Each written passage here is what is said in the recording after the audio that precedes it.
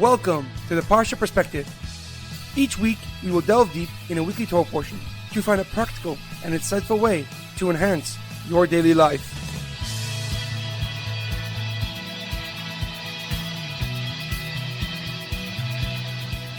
Thank you for tuning in. My name is Shalom Yemini. Each week, we will look into the weekly Torah portion to find inspiration that will complement your daily life and intensify your connection to God.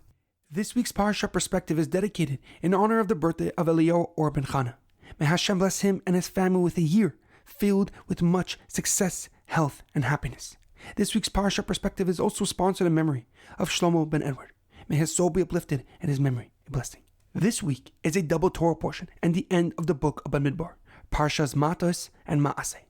Our Parshas begin with Moshe teaching the tribal leaders many laws concerning vows and promises.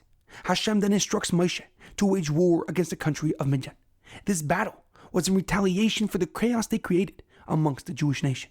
Moshe then gathered 1,000 soldiers from each tribe and mounted an attack against the country of Midian. When they emerged victoriously, they killed their kings and every fighting age male, including Bilam, the famous non-Jewish prophet who tried to curse the Jewish people. And when the soldiers returned home, they gave Moshe an exact total of the spoils of war and then divided it equally amongst themselves. However, a question comes to mind. The Parsha begins with Moshe telling the tribal leaders the laws of vows and promises. As the Pasuk writes, Vaydaber Moshe el Rosh HaMatos Livnei Yisrael Lemar, Zeh hadavar asher tziva Hashem. And Moshe spoke to the leaders of the tribe, saying, this is what God commanded. Ish ki yider neder laHashem, o hishava shavua le'oiser iser al nafshay, lo yechel devarav ki chol hayotze mipiv ya'aseh. If a man makes a vow to God or makes an oath to prohibit something from himself, he shall not violate his word, for whatever comes out of his mouth he shall do. But we must ask, what prompted Hashem to now teach Moshe Rabbeinu and the Jewish people the laws of vows and promises? The Rabbeinu Bachaya on that pasuk explains that the reason Hashem gave the laws of vows and promises now is because it was quoted in the ending of last week's parsha. As the pasuk writes, Elu tasu laHashem b'ma'adechem, levad minidrochechem v'nivdesechem. And these sacrifices you shall give to God at the stated times.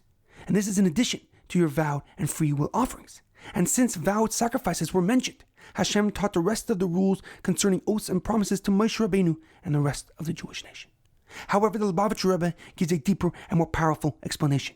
He quotes an apparent contradiction with the idea of vows and promises in Judaism, as he quotes the Mishnah in Pirkei Avos that writes, Nedarim siyag leparushas, that vows are offense to abstinence, denoting to the fact that vows and oaths are valuable tools to help a person refrain from physical indulgence and gratification.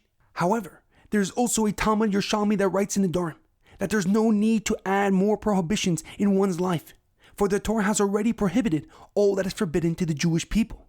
This would imply that the Yerushalmi maintains that one should avoid promises and vows in their daily lives. So the Rebbe answers this paradox by clarifying that the Mishnah and the Yerushalmi are focusing on two different people, and even two separate stages in one's life. The Mishnah is addressing a person who cannot restrain themselves from physical indulgence which interferes with the connection to the one above. And the Mishnah's solution for this person is to make a vow on the permitted to help them regain their self-discipline. However, the Yerushalmi, on the other hand, is dealing with a person who can enjoy and utilize the physical pleasures for a holy purpose, such as preparing delicious foods and excellent wines for the Shabbos meal to fulfill the vital mitzvah of enjoying Shabbos. And for this type of person, the Yerushalmi maintains that they must use the world's physicality to create a sanctuary and a home for God in their midst. Now it is clear why Hashem gave the laws of vows and promises at this time. For the Jewish nation was about to wage war with the people of Midian, a nation who made many people, including leaders, sin in a manner that immensely angered God and brought death upon the Jewish people. Hashem is cautioning those who did not handle the temptation of Midian correctly. Do not go to war with Midian. Instead, stay back and work on regaining your self-discipline and control. However, if you are one of those that controlled your attraction to the Midianites, go to war and avenge your brothers and sisters. Fight to bring back the holiness and sanctity to the children of God. In our daily life, it is imperative that we be able to take a good look at ourselves and take stock of what needs to be worked on, and subsequently apply the necessary effort to affect change in your life.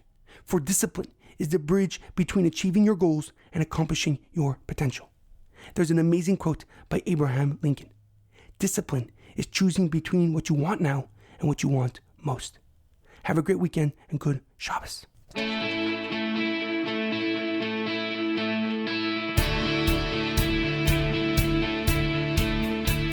Thank you for tuning in to the Parsha Perspective.